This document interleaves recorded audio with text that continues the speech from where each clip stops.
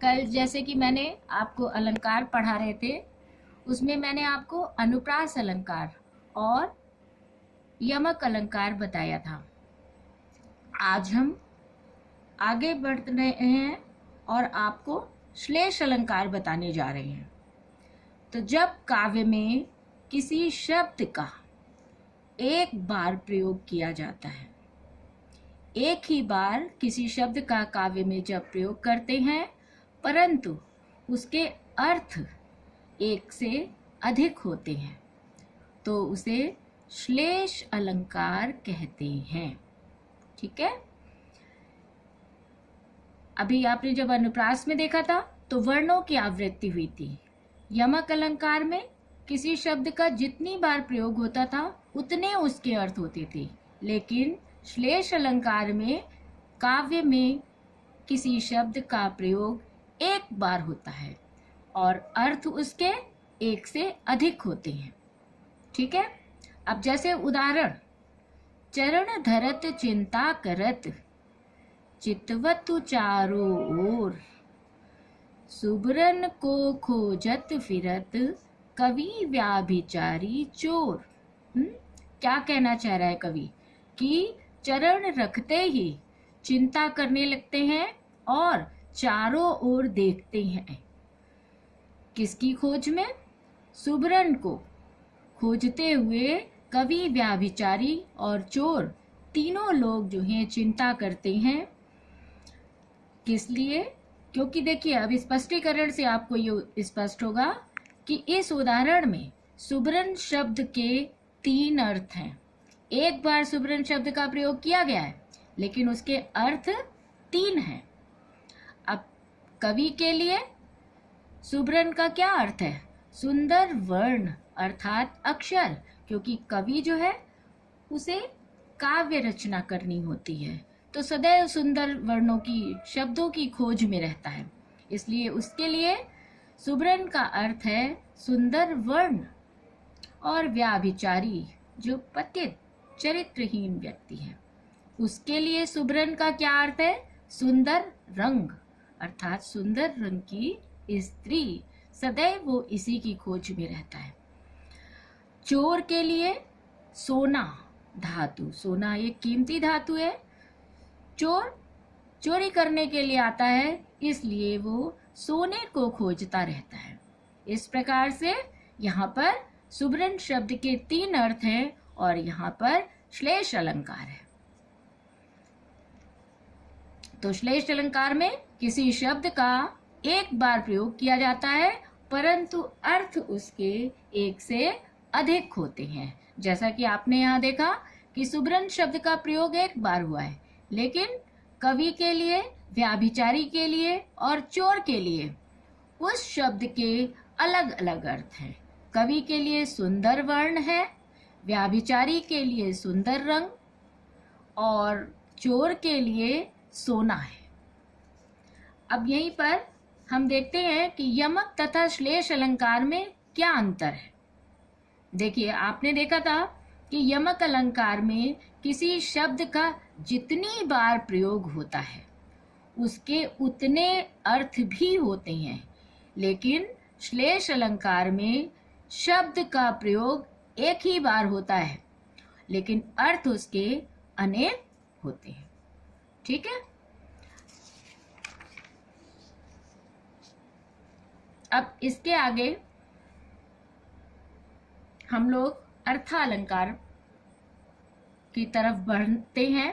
उससे पहले एक बार मैं रिपीट करना चाहूंगी कि अनुप्रास अलंकार में वर्णों की आवृत्ति थी, यमक अलंकार में शब्दों की आवृत्ति थी और जितनी बार शब्द आए उतने उनके अर्थ भी थे, लेकिन श्लेष अलंकार में किसी शब्द का एक बार प्रयोग हुआ था और अर्थ उसके अलग अलग थे। इस प्रकार से ये आपके शब्दालंकार समाप्त हो गए। अब हम अर्थालंकार की ओर बढ़ते हैं।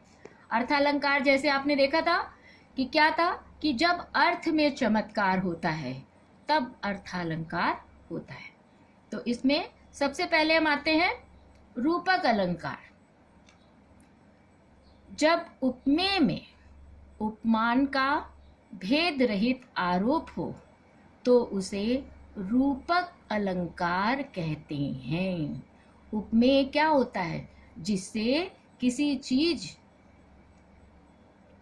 की तुलना की जाए, बराबरी की जाती है। और उपमान क्या होता है? जिसके साथ उसकी तुलना की जाए। तो उपमेय और उपमान का जब काव्य में भेद रहित आरोप हो, यानी दोनों को अभेद, कोई भेद ना रह जाए, तब उसे क्या कहते हैं? रूपक अलंकार। अर्थात उपमेय और उपमान में भेद ही ना किया जा सके, तब रूपक अलंकार होता है। अब उदाहरण है, चरण कमल बंदौ हरि राही।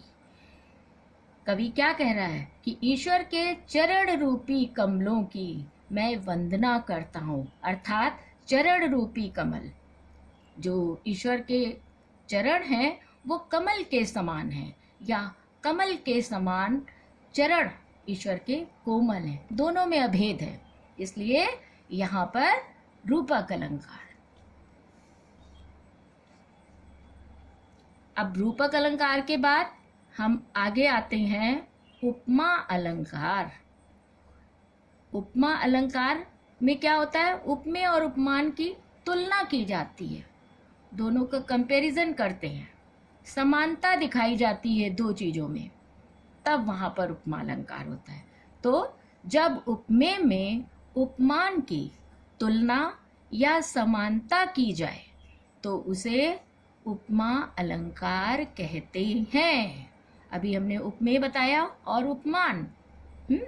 उपमेय क्या है? जिसके साथ किसी चीज की तुलना की जाती है, और उपमान की क्या है? जिसकी तुलना की जाती है। ठीक है, तो इसका उदाहरण क्या है? पीपर पात सरिस मन डोला। हाँ, किसी का मन जो है वो कैसे? पीपल के पत्ते की तरह डोल रहा है। तो पीपर पात सरिस मन डोला, पीपल के पत्ते की तरह, पीपल के पत्ते के समान मन का डोलना, ये जो है तुलना की जा रही है। मन के डोलने की तुलना पीपल के पत्ते से की जा रही है, इसलिए ये क्या है? उपमा अलंकार। अब हाई स्कूल के कोर्स में चूंकि रूपक, उपमा और उत्प्रेक्षा 3 अलंकार हैं, इसलिए हम इन्हीं तीनों का वर्णन यहाँ पर करेंगे। अब आता है उत्प्रेक्षा अलंकार। उत्प्रेक्षा अलंकार में जब उपमेय में उपमान की संभावना की जाए, है ना, संभावना की जाती है कि वहां पर उपमान संभावित रूप से है, संभावना की जा रही है। तो जब उपमेय में उपमान की संभावना की जाए तो उसे उत्प्रेक्षा अलंकार कहते हैं। ठीक है, और हम कैसे पहचानेंगे? तो इसके लिए वाचक शब्द होते हैं। काव्य में कुछ वाचक शब्द होते हैं जिनके माध्यम से हम पहचानते हैं कि इसमें उपमा अलंकार है। और वो वाचक शब्द क्या हैं? जनु, जानो, जानोहु, मनो, मनोहु इत्यादि, इस प्रकार के शब्द होते हैं जिसके माध्यम से हमें पता चलता है कि इसमें उत्प्रेक्षा अलंकार है। अब उदाहरण देखिए, सोहत ओढ़े पीत पटु, श्याम सलोने गात, मनो नीलमणि शैल पर, आतप पड़ो प्रभात। अब इसमें इसका स्पष्टीकरण क्या है कि इस उदाहरण में नीलवर्ण यानी कृष्ण जी का वर्ण नीला है, गात मने शरीर, तो नील वर्ण कृष्ण जी के शरीर पर पीला दुपट्टा, जो कि वो ओढ़े हुए हैं, तो पीला दुपट्टा देख करके कवि ये संभावना कर रहा है कि मानो नीलमणि पर्वत पर प्रातःकालीन सूर्य के पड़ने वाले प्रकाश की संभावना कर रहा है। अर्थात जिस प्रकार का दृश्य नीलमणि पर्वत पर प्रातःकालीन सूर्य का प्रकाश पड़ने पर जैसा सौंदर्य उपस्थित होता है, वही सौंदर्य कवि को नीले रंग के श्री कृष्ण जी के शरीर पर पीला दुपट्टा ओढ़ने के कारण प्रतीत हो रहा है। इसीलिए कवि कह रहा है, सोहत ओढ़े पीत पटु श्याम सलोने गात, मनो नील मन शैल पर आतप पड़ो प्रभात। कि नीले वर्ण के श्री कृष्ण जी पीला दुपट्टा ओढ़े हुए ठीक उसी प्रकार से प्रतीत हो रहे हैं मानो नीलमणि पर्वत पर प्रातःकालीन की धूप पड़ रही हो। इसलिए श्री कृष्ण जी के शरीर पर, पीले दुपट्टे युक्त शरीर पर नीलमणि पर्वत की संभावना की गई है। इसलिए यहाँ पर क्या है, उत्प्रेक्षा अलंकार। अब एक बार हम रिवाइज करते हैं। रूपक अलंकार, जब उपमेय में उपमान का भेद रहित आरोप। उपमा अलंकार, जब उपमेय में उपमान की तुलना या समानता की जाए। और उत्प्रेक्षा अलंकार, जब उपमेय में उपमान की संभावना की जाए। आई होप आपको समझ में आया होगा, और जो भी क्वेश्चंस हो वो हमें आप मैसेज में के थ्रू रखिए, मैं फिर से आपको समझाऊंगी। Okay, thank you students.